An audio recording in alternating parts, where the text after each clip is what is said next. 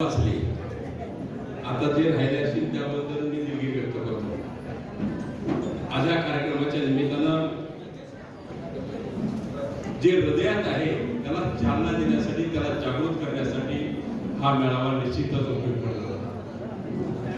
मी काय जास्त बोलणार नाही, पण थोडंसं दुःख मानेल. कधी कधी राणेसाहेब असं वाटतं सभागृहामध्ये की एक दिवस इथं मराठी माणूस राहायचा, सभापती पासून ते 288 असंच घडतं तर पुढं काय करायचं, एक दिवस तो येण्याच्या मार्गावर आहे. त्यामुळं आपल्याला कंट्रोलमध्ये राहायला पाहिजे. तुम्ही जे म्हणता त्याच्याबरोबर आम्ही सगळी जनता तुमच्या बरोबर आहे. मला चिंता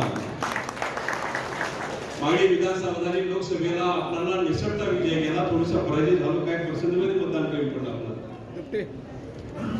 पण ज्या वेळेला विधानसभा चालू झाली त्यावेळी फटक येतो फटक ये, एक साथ रहोगे तर टिकोगे, ह्या नाऱ्यावरती सगळा हिंदू जागृत झाला आणि विधानसभेचा रिझल्ट भरभराटीने पुढे.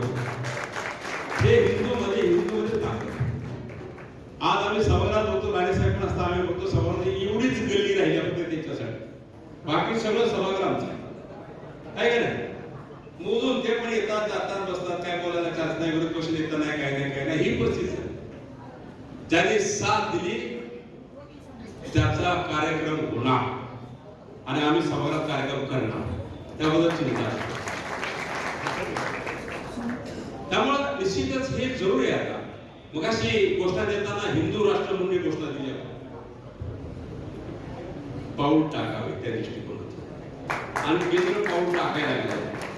त्यामुळे हिंदू राष्ट्र झालं तर मग काही चिंता नाही. पण मोदी साहेब त्या प्रयत्नात आहेत. आता त्या दृष्टिकोनातून निश्चित आपल्या सगळ्यांची साथ पाहिजे. आम्ही जर दलित असलो तरी आम्ही हिंदू आहे असं समजू नका तुम्ही. हिंदू चांदार म्हणून लावलं जातं मला. त्यामुळे असं नाही की आम्ही पण तुमच्या बरोबर आहोत.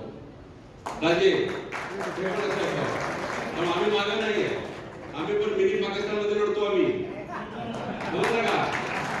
आणि 4 वेळा आम्ही झेंडा लावलाय, चौकार मारलाय. मगाशी तुम्ही हाटरी झाली म्हणणार, चुकीचं म्हणणार, पण तिथं चौकार मारलाय आम्ही निश्चितच विरोध करून.